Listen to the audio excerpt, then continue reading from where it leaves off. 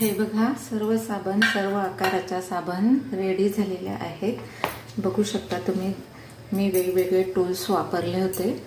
अशी वाटी, हे असं डब्बा, बघू शकता तुम्ही किती छान असे साबणे आपल्या तयार, छोट्या छोट्या।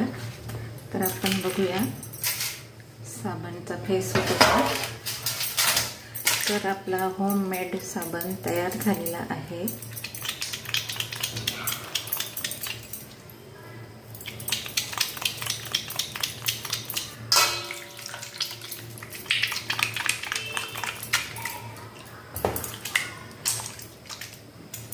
हे बघा, अगदी थंडीसाठी उपयोगी असं केमिकल विरहित घरगुती साबण आपण तयार केलेला आहे। नमस्कार, माझ्या चॅनलमध्ये तुमचं खूप खूप मनापासून स्वागत आहे। तर थंडीचा मोसम चालू आहे, त्वचा ड्राय होत आहे, तर आपण होममेड असा साबण तयार करणार आहोत। तर इथे कडुनिंबाची मी पानं घेतलेली आहेत, इथे ॲलोवेरा घेतलेला आहे, याचं आपण गर काढून घेणार आहोत। इथे ई विटॅमिनच्या गोळ्या 5 घेतलेल्या आहेत आणि हा सोप बेस घेतलेला आहे अर्धा किलो। आणि आपण याचा रस काढून साबण तयार करणार आहोत। कडुनिंबाची पानं वाटून घेणार आहोत। इथे आपण ॲलोवेरा कट करून घेणार आहोत।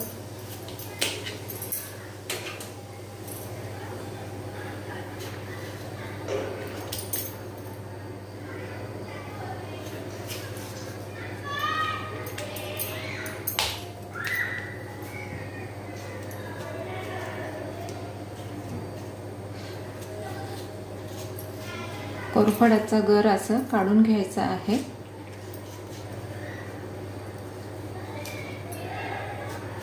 काढून घेतलेला आहे। इथे मिक्सरला आपण बारीक करून घेणार आहोत। इथे कडुनिंबाचा पाला छान वाटून झालेला आहे, तर इथे आपण रस काढून घेणार आहोत।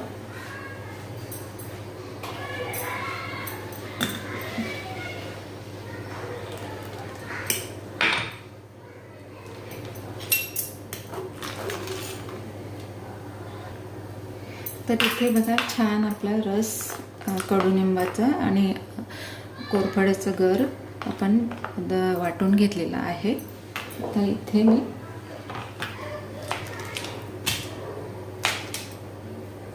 सोप बेस कट करून घेणार आहे।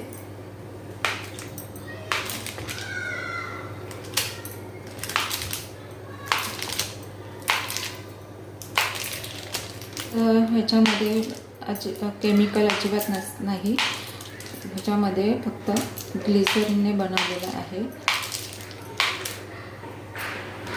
केमिकल विरहित आपण साबण बनवत आहोत।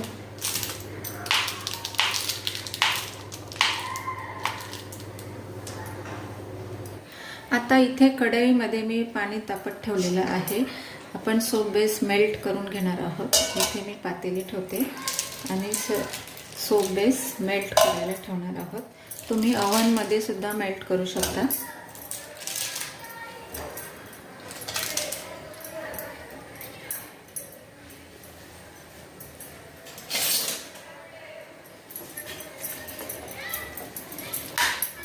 कढईमध्ये पाणी उकळून द्यायचं आहे। आपलं सोप बेस मेल्ट होते तोपर्यंत आपण ई विटॅमिनच्या गोळ्या फोडून घेणार आहोत।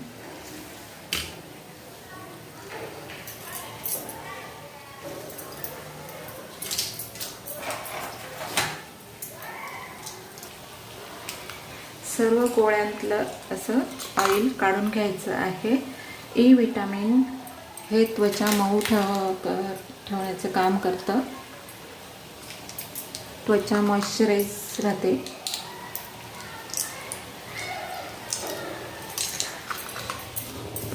फोडून घेणार आहोत। कडुनिंबाच्या पाल्यामध्ये अँटीऑक्सिडंट, अँटी फंगल, अँटीबॅक्टेरिया हे गुणधर्म असतात आणि कडुनिंबाचा पाला रक्त शुद्ध करतं. मधुमेहासाठी हा जर कडुनिंबाचा रस घेतला तर मधुमेह कमी होतो, रक्त शुद्ध होतं आणि त्वचेची खाज कमी होते, त्वचेचा पोत सुधारतो आणि कोरफडचा गर त्वचा मॉइश्चराइज राहते, त्वचा तजेलदार होते. तरी आपला सोप बेस मेल्ट होत आलेला आहे.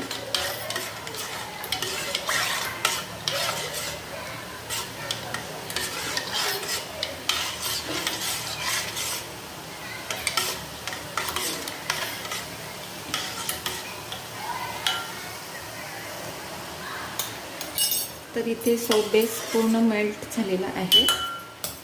गॅस बंद करते आणि हा रस आपण ह्याच्यामध्ये ॲड करणार आहोत.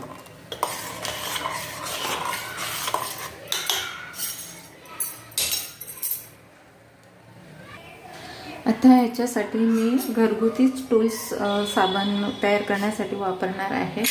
आपल्या स्टीलच्या वाट्या घेतलेल्या आहेत. मी माझ्याकडे मोल्ड नाही, त्यामुळे मी घरचेच टूल्स वापरणार आहे. घरगुतीच आपण साबण तयार करणार आहोत.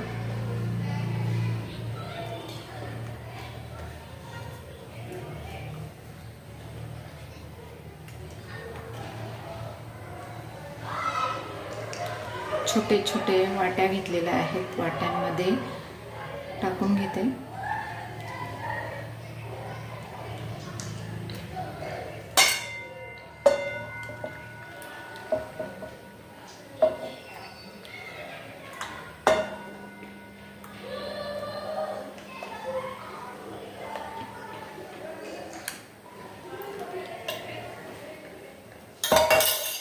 आपण हे 4 ते 5 तास थंड होऊन देणार आहोत आणि आपला होममेड साबण इथे बघा, आपला सोप तयार झालेला आहे 4 तासानंतर.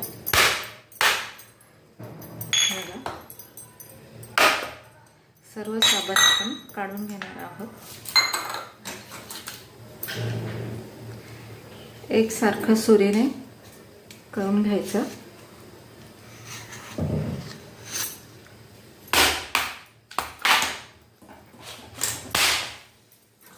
हे बघा, बघू शकता तुम्ही, छान असं सर्व काढून घेणार आहोत. मी बनवलेल्या साबणे आवडल्या असतील तर नक्की लाईक करा. Bye bye.